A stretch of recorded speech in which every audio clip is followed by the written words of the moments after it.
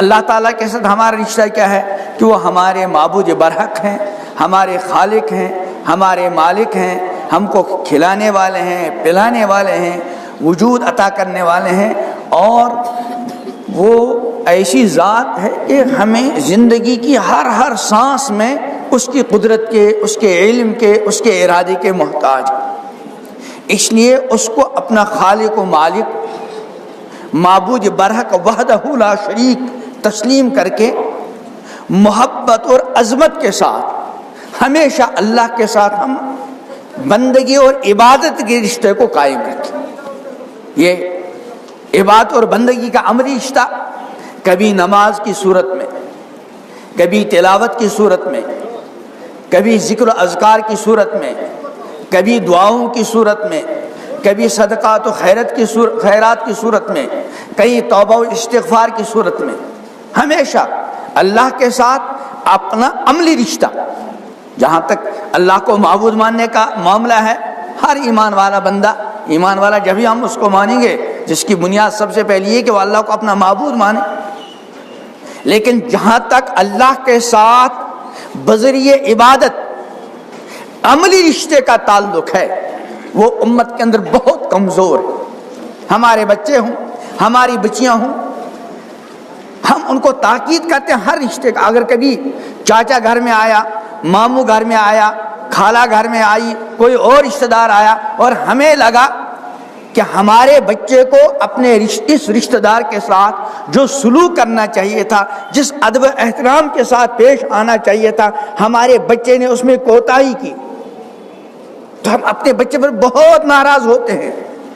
اور اس وقت تک اپنے بچے سے راضی نہیں ہوتے جب تک کہ وہ اپنے اس چاچا کو، ماموں کو، جو بھی کوئی ہوگا اس کو نہیں منواتا، ہم اپنے بچے سے راضی نہیں ہوتے۔ لیکن کتنے بچے، کتنے ہمارے گھر کے افراد ایسے ہیں جنہوں نے اللہ تعالیٰ کے ساتھ بذریعہ نماز، بذریعہ تلاوت، بذریعہ ذکر، بذریعہ دعا، بذریعہ تقوی، بذریعہ شرم و حیا، بذریعہ فکر آخرت اپنے رب کے ساتھ عملی رشتہ مستحکم کر رکھا ہے۔ حالانکہ یاد رکھیں، ہم جب اس دنیا میں جائیں گے، دنیا سے ہماری پہلی منزل قبر ہے، اور اس قبر کے اندر جو سب سے پہلا سوال ہوگا وہ اسی رشتے کا ہوگا کہ من ربک، تمہارا رب کون؟ اگر ایمان والے بندے نے اس دنیا کے اندر رب العالمین کے ساتھ محبت اور عظمت کے ساتھ بندگی کا عملی رشتہ قائم رکھا ہوگا تو انشاءاللہ بے جھجک عرض کرے گا ربی اللہ۔ ہم اپنے بچوں کو، اپنی بچیوں کو، اپنے گھر کے سارے افراد کو روزانہ اس عظیم مقدس رشتے کی یاد دہانی تازہ کروایا کریں، اور خود بھی اپنے رب العالمین کے ساتھ عبادت کا رشتہ عظمت و محبت کے ساتھ قائم رکھیں۔ آج ہمارے گھروں میں دیکھیں، اگر یہ جو ماشاءاللہ یہاں طبقہ ہے، ایسا طبقہ ہے کہ دین کے ساتھ کچھ نہ کچھ عملی رشتہ ہے، لیکن ہم بھی اپنے گھروں کو اگر جائزہ لیں گے تو شاید ہم جیسے لوگوں کے گھروں میں بھی 100% نماز، جو اہم ترین عبادت ہے ایمان کے بعد، سب سے اونچا مقام نماز کا ہے، شاید ہمارے گھروں میں بھی سارے بندوں اور بندیوں کا اللہ کے ساتھ بذریعہ نماز بھی عملی رشتہ نہیں،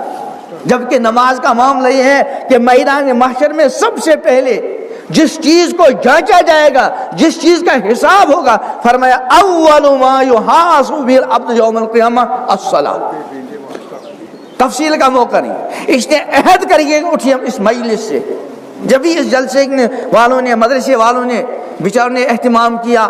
انتظام کیا، علماء کو بلایا، آپ کو دین کی بات پہنچائی، لیکن یہ دین کی بات جب ہمارے لیے مکمل طریقے سے مفید اور کارآمد ثابت ہوگی، جب کچھ یہاں سے لے کر چلیں گے، تو پہلی گزارش اختصار کے ساتھ میری یہ ہے، ہم یہاں عہد کر کے اٹھیں، تجدید عہد کے طور پر، کہ ہم اپنے اللہ کو اپنا رب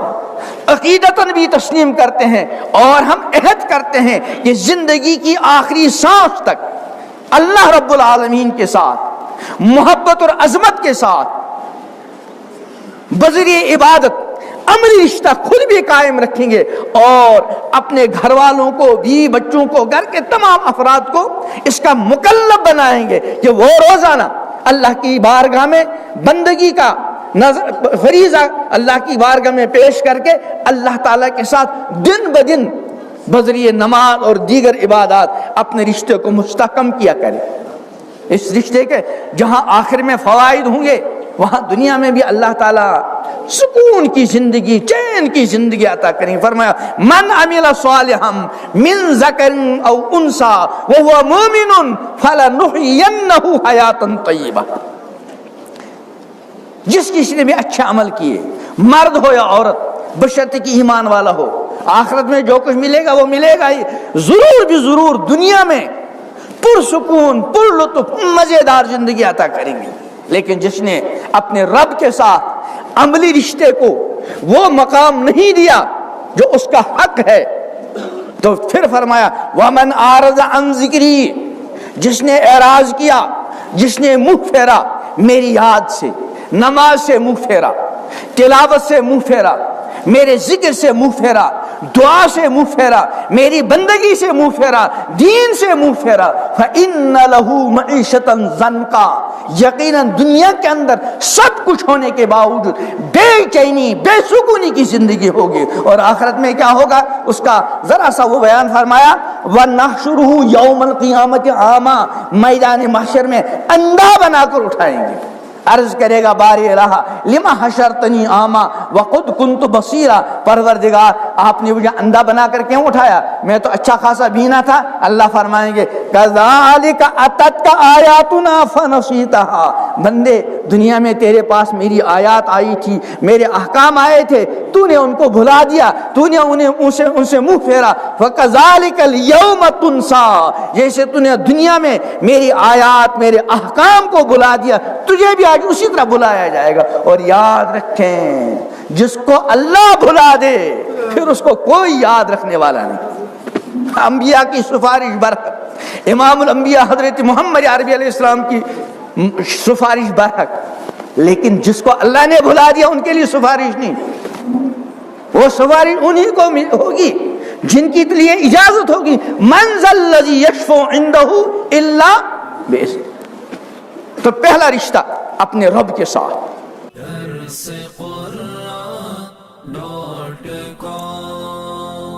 www.darsequran.com